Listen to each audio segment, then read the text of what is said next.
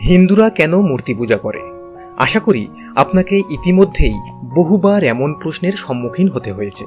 তবে আশ্চর্যের ব্যাপার এই যে শুধুমাত্র ভিন্ন ধর্মাবলম্বী নয়, বরং খোদ কথিত সনাতনীদের কাছ থেকেও এই প্রশ্ন ছুড়ে দেওয়া হয় আর এক সনাতনীদের দিকে। আমাদের বিষয় হিন্দু ধর্মে মূর্তি পূজা। এই ভিডিওতে আমরা জানার চেষ্টা করব মূর্তি পূজা কতটা বৈধ। বেদ কি আমাদের মূর্তি পূজার অনুমতি দিয়েছে? মূর্তি পূজা করে হিন্দুরা কি কোনো ধর্মগ্রন্থকে অমান্য করছেন? এছাড়াও বিষয়টিকে আমরা শ্রীমদ্ ভগবদ গীতার আলোকে বোঝার চেষ্টা করব। তো দর্শক, আশা করি কমেন্ট বক্সে কোনো প্রকার মন্তব্য করার আগে ভিডিওটি মনোযোগ সহকারে বা প্রয়োজনে একাধিকবার দেখবেন। প্রথমেই জানতে হবে ঈশ্বর ও দেবতা বলতে সনাতন দর্শনে কি বলা হয়েছে। তো প্রথমেই বলে রাখা দরকার, সনাতন দর্শনে বহু ঈশ্বরবাদের কোনো স্থান নেই, বরং আমরা এক ঈশ্বরবাদেই বিশ্বাসী। হিন্দু শাস্ত্রমতে ঈশ্বর এক ও অদ্বিতীয়। সনাতন দর্শন বলে ঈশ্বর স্বয়ম্ভূ, অর্থাৎ ঈশ্বর নিজে থেকে উৎপন্ন এবং তার কোনো স্রষ্টা নেই, তিনি নিজেই নিজের স্রষ্টা। আমাদের প্রাচীন ঋষিগণ বলেছেন ঈশ্বরের কোনো নির্দিষ্ট রূপ নেই, তাই তিনি অরূপ। তবে তিনি যে কোনো রূপ ধারণ করতে পারেন, কারণ তিনি বিশ্বব্রহ্মাণ্ডের সর্বময় ক্ষমতার অধিকারী। ঋগ্বেদে বলা হয়েছে ঈশ্বর একমে বা দ্বিতীয়ম, অর্থাৎ ঈশ্বর এক ও অদ্বিতীয়। ঈশ্বর সম্পর্কে আরও বলা হয়েছে তিনি অবাং মনস গোচর, অর্থাৎ ঈশ্বরকে বাক বা কথা, মন বা চোখ বা অন্য কোনো ইন্দ্রিয় দিয়ে ব্যাখ্যা করা যায় না, তিনি বাহ্য জগতের অতীত। ঈশ্বর সম্পর্কে আরও বলা হয়েছে সৃষ্টির পূর্বে একমাত্র পরমাত্মা ছিল এবং সবকিছুই ওই পরমাত্মার মধ্যেই স্থিত ছিল। সেই সময় দৃশ্যমান কিছুই ছিল না। তখন পরমাত্মা স্বয়ং চিন্তা করলেন আমি হইতে এই জগৎ নির্মাণ করব। এদিক দিয়ে বিচার করলে বিশ্বব্রহ্মাণ্ডে যা কিছু আছে সবই এক ঈশ্বরেরই অংশ। অনুরূপভাবে আমাদের দেবদেবীগণ নিরাকার ঈশ্বরেরই এক একটি অংশ। যদি আমরা ভগবান শ্রীকৃষ্ণের বিশ্বরূপের ছবিটি দেখি, তাহলে খুব সহজেই এটা বোঝা যাবে। ভগবান শ্রীকৃষ্ণের বিশ্বরূপের যতগুলো মস্তক আছে, প্রতিটি মস্তক এক একটি দেবতাকে প্রকাশ করে, অর্থাৎ ঈশ্বরের এক একটি গুণের প্রকাশ করে। এবার আপনিই বলুন, বিশ্বরূপে মোট কতটি মস্তক ছিল? যে অর্জুন নিজে শ্রীকৃষ্ণের বিশ্বরূপ দর্শন করেছিলেন, এ প্রশ্নের উত্তর তিনিও দিতে পারবেন না, কারণ অর্জুন এই মস্তকগুলোর শেষ দেখতে পাননি, অর্থাৎ তার শুরু ছিল কিন্তু শেষ ছিল না, যা এক কথায় অসীম। এটাই হলো ঈশ্বরের নির্গুণা হওয়ার সবচেয়ে বড় প্রমাণ, কারণ ঈশ্বরের গুণের সংখ্যা অসীম। এজন্য বলা হয়ে থাকে ঈশ্বরই ব্রহ্মা, তিনিই বিষ্ণু, তিনিই শিব। তাহলে বোঝাই যায় দেবদেবী অনেক হতে পারেন, কিন্তু ঈশ্বর এক এবং দেবতাগণ এই পরম ব্রহ্মেরই বিভিন্ন রূপ। আসুন এবার দুটি উদাহরণ দেওয়া যাক। বিষ ধাতু থেকে উৎপত্তি হয়েছে বিষ্ণু শব্দটির, যার অর্থ ব্যাপ্তি, অর্থাৎ সর্বত্র ব্যাপ্ত হয়ে আছেন যিনি। সর্বং বিষ্ণুময়ং জগৎ, অর্থাৎ সমগ্র জগৎ বিষ্ণুময়। প্রশ্ন হচ্ছে, কে সর্বত্র ব্যাপ্ত হয়ে আছেন? এর উত্তর ভগবান বা ঈশ্বর, যিনি সর্বত্রই ব্যাপ্ত হয়ে আছেন। শি ধাতু থেকে শিব শব্দটির উৎপত্তি, যার অর্থ শয়ন, অর্থাৎ যিনি সবকিছুর মধ্যেই শায়িত বা অধিষ্ঠিত। প্রশ্ন হলো, সবকিছুর মধ্যে শায়িত বা অধিষ্ঠিত হয়ে আছেন কে? এর উত্তরও ভগবান বা ঈশ্বর, যিনি বিশ্বব্রহ্মাণ্ডের সকল কিছুর মধ্যেই অধিষ্ঠিত। তাই হিন্দুরা বহু দেবদেবীর উপাসক হতে পারেন, তবে বহু ঈশ্বরবাদী নন। এতক্ষণ আমরা যে বিষয়টি আলোচনা করছিলাম তা হলো ঈশ্বর ও দেবতার পার্থক্য, কারণ মূর্তি পূজার নিগূঢ় তত্ত্ব বুঝতে হলে এই বিষয়টি বোঝা অতীব জরুরি। তো এখন আমরা সরাসরি চলে যেতে চাই মূর্তি পূজার রহস্য জানতে।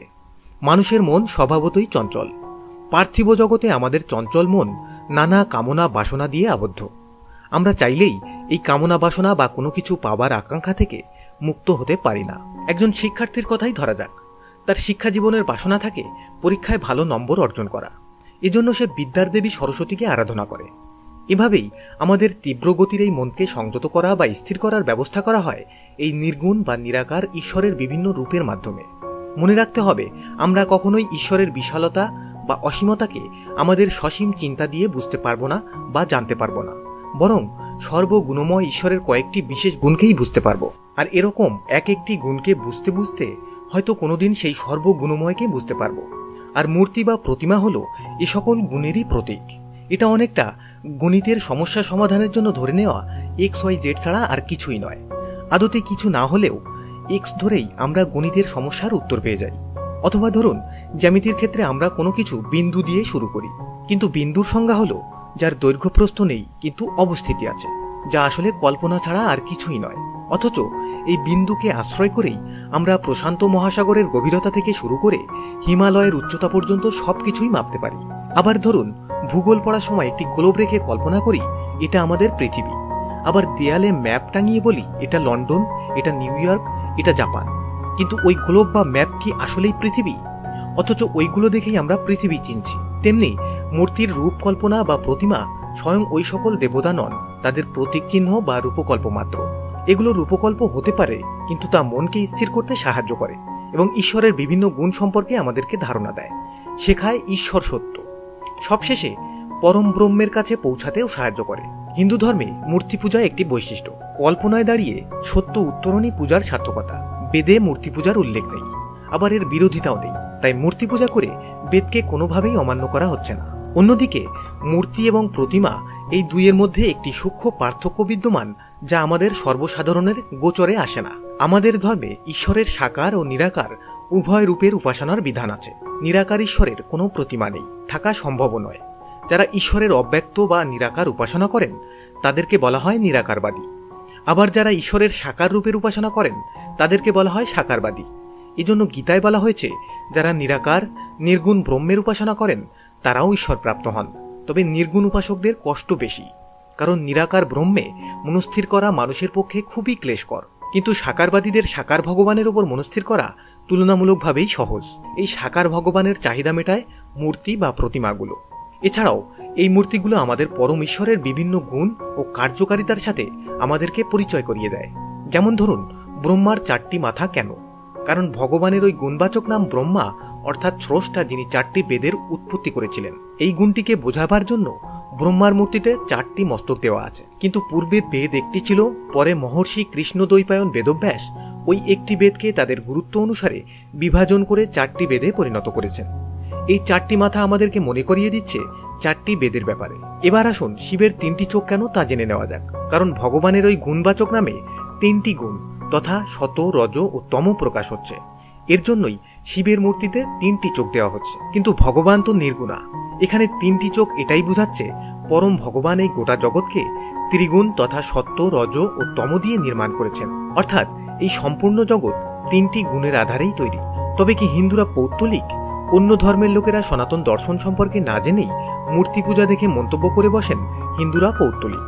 কিন্তু সঠিক দর্শন জানলে তাদেরও এ ভুল ধারণা ভাঙবে। আগেই বলেছি, আমাদের দেবতা অনেক, কিন্তু ঈশ্বর এক। দেবতারা হলেন ঈশ্বরের এক একটি রূপের বা গুণের প্রকাশ। মূর্তি বা প্রতিমা হল সে সকল গুণের প্রতীক বা চিহ্ন। সব ধর্মেই এমন রূপকল্প, চিহ্ন বা প্রতীক আছে যা তাদের কাছে পবিত্র।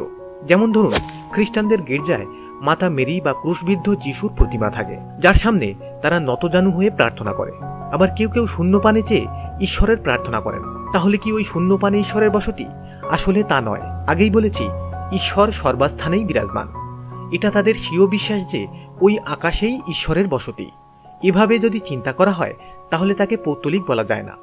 আমরা যারা মাটির উপাসনা করছি, আমরা দেবতার মূর্তিকে শুধুমাত্র প্রতীক মনে করি, এর বেশি কিছু নয়। এজন্য পূজারী ব্রাহ্মণগণ মন্ত্রপাঠের মাধ্যমে প্রতিমায় প্রাণ প্রতিষ্ঠা করেন, অর্থাৎ ধরে নেওয়া হয় দেবতাগণ ওই প্রতিমায় ভাস্বর হয়ে উঠবেন। এখানেই মূর্তি ও প্রতিমার পার্থক্য।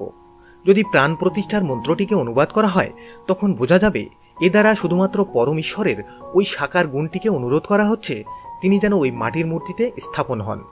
আবার কাঠমাটির প্রতিমা যে ওই সকল দেবতা নয়, তার প্রমাণ মেলে পূজার পর প্রতিমাগুলোকে জলে বিসর্জন দিয়ে।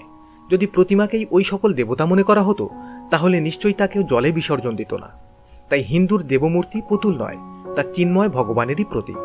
এজন্য স্বামী বিবেকানন্দ বলেছেন, পুতুল পূজা করে না হিন্দু, কাঠমাটি দিয়ে গড়া, মৃন্ময়ী মাঝে চিন্ময়ী হেরে হয়ে যাই আত্মহারা। এখন প্রশ্ন আসতে পারে, আমরা কেন তাহলে নিরাকার ঈশ্বরের পূজা না করে সাকার ঈশ্বরের পূজা করি? জাগতিক মোহ থেকে সাকার পূজা করা হয়ে থাকে।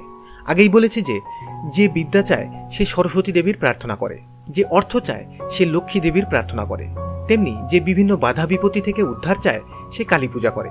এজন্য গীতায় শ্রীকৃষ্ণ বলেছেন, জড় কামনা বাসনা দ্বারা যাদের জ্ঞান অপহৃত হয়েছে তাদের অন্য দেবতার শরণাগত হতে হয় এবং তাদের স্বীয় স্বভাব অনুসারে বিশেষ নিয়ম পালন করে দেবতাদের উপাসনা করতে হয়। তো মানুষ মাত্রই জড় কামনা বাসনা দ্বারাই জড়িত, তাই তারা মূর্তি নির্মিত দেবতাদের উপাসনা করে চলেছেন এবং করবেনও। দেবতার রূপ ও গুণ মানুষের বিচিত্র রুচিকে তৃপ্ত করে ও চঞ্চল মনকে শান্ত করতে সহায়তা করে। দেখবেন, মন্দির বা উপাসনালয়ে গেলে মনে পবিত্রতা আসে, মন প্রশান্ত হয়, মনে ভক্তি জেগে ওঠে। অথচ ঈশ্বর সর্বত্র বিরাজমান। তাহলে কেন শুধুমাত্র মন্দিরে গেলেই মনে বেশি ভক্তিভাব আসে? আসলে জাগতিক মোহে আবদ্ধ হয়ে আমরা ঈশ্বরের এই সর্ববিরাজমানতা ভুলে যাই। আর যারা সব স্থানে ঈশ্বরের অস্তিত্ব অনুভব করতে পারেন তারাই নিরাকার উপাসনার যোগ্য। তেমনি একটি ছোট বাচ্চাকে কিংবা কোনো অজ্ঞ ব্যক্তিকে নিরাকার ঈশ্বর সম্পর্কে ধারণা দিতে গেলে তা এক প্রকার অসম্ভব হয়ে পড়বে, কিংবা বুঝবেই না। বরং সে সহজে বুঝবে সাকার দেবতারূপ এক ঈশ্বরকে। এই সাকার রূপের প্রতিমা দেখেই সহজে বুঝতে শিখবে ঈশ্বরের গুণের কথা এবং তার শক্তির স্বরূপ সম্পর্কে। এভাবেই শুরুতে সাকার উপাসনার মধ্য দিয়েই নিরাকার উপাসনার যোগ্যতা অর্জন করতে হয় আমাদের। তাই কেউ যদি একলাপে নিরাকারবাদী হতে চাই তাহলে তাকে যথেষ্ট আধ্যাত্মিক জ্ঞান ও দার্শনিক জ্ঞান সম্পন্না হতে হবে। তবে সবকিছুই যেহেতু সেই অসীমেরই অংশ, তাই শ্রদ্ধা সহকারে দেবতার পূজাও পরোক্ষভাবে ঈশ্বরেরই উপাসনা। এজন্য সনাতন সংস্কৃতিতে দেখা যায় শুধুমাত্র দেবতা নয়, উদ্ভিদ, উপকারী প্রাণী, এমনকি মনুষ্যও পূজা করে থাকেন অনেকে।